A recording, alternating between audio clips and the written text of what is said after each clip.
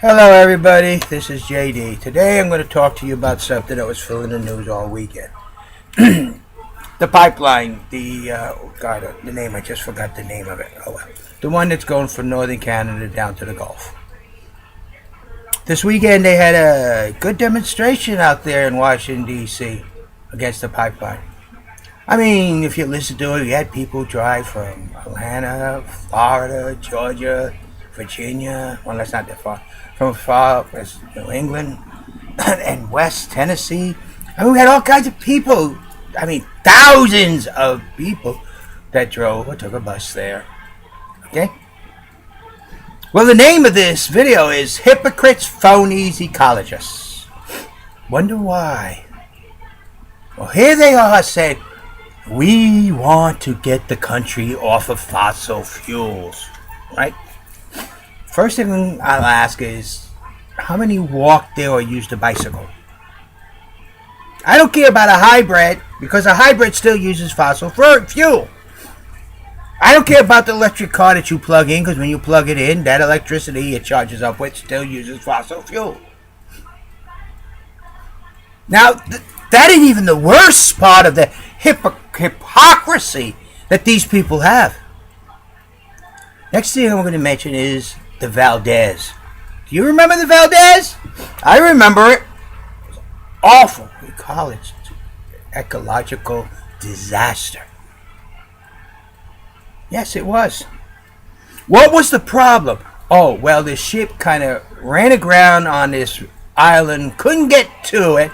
The storm and everything, and the oil just spread out, and the oil got in the ocean, got on the shore, killed animals, killed birds, killed fish, killed plants, killed everything.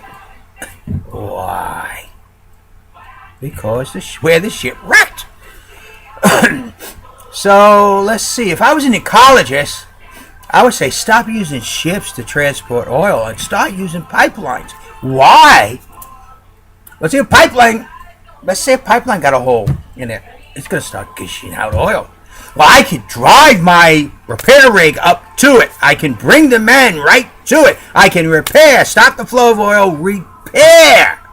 Oh, I can stop the flow of oil and repair. Not have a continuous flow of oil like the Valdez did. And repair that problem quickly. And instead of it spreading all along the coastline like the Valdez did, it would all be entrapped by the ground, and we could clean up that mess right there. So we got these ecologists who are up there demonstrating against the pipeline. When we have almost, if not, more pipelines in this country than we got roads. At least more than we got interstates. I know that. And they're not against interstates. But what they are against is intelligent decision. Rational, very strongly intelligent decisions. They get up there and hold their signs up and not realize how much of a phony and a hypocrite they really are. I can't think of anything else. You know, it's like the Humane Society say, oh, we care for animals, and then as they gather a bunch of dogs together, they gas them and, burn the bodies. Oh, yeah, that is humane. Back during World War II, we kind of considered Hitler doing it to human beings as very inhumane. But you see what I'm saying? It's hypocritical. Now, I'm not saying everybody at that demonstration is hypocritical. I will say that those who drove there, those who rode a bus there, those who rode a train there, and those who flew there are hypocritical phonies. The only ones that would be true are those who walked there or rode a bicycle. You don't go up and demonstrate against fossil fuel too much to get the gas or the company or country off of fossil fuels by using it to get there.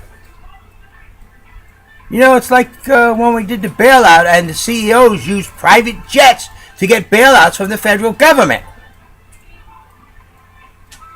There's something wrong there, people.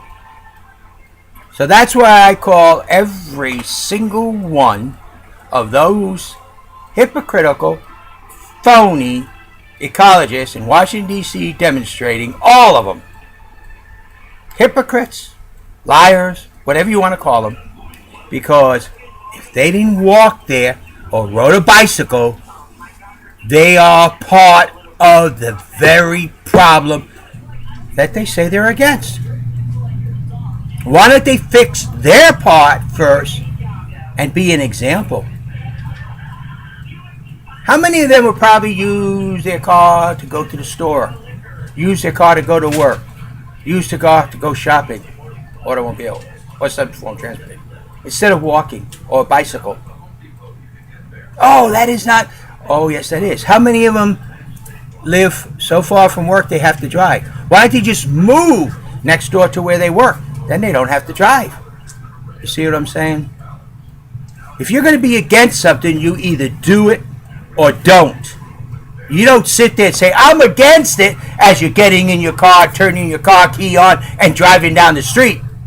Or, oh, that's a good idea, we got to protect the animals. Why, you're saying, go the other way, that kills a lot more animals, destroys a lot more wildlife, and is more corrupt.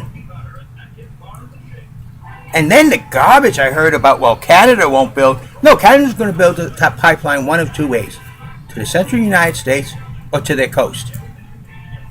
The difference is who gets the fuel and how it's transported after it leaves Canada. If it goes to the coast, it's going to be transported by ships. Ships have a bad habit of wrecking, tearing open, spreading oil all over the ocean, creating all kinds of ecological problems. If it goes down to the middle of the United States, to the refineries, through a pipeline might leak. The oil spill out. We can get right there where that leak is. Immediately shut off the oil. Immediately repair the leak and clean up the mess. Couldn't do that with the Valdez, could we? So you hypocritical ecologists, start opening up your eyes.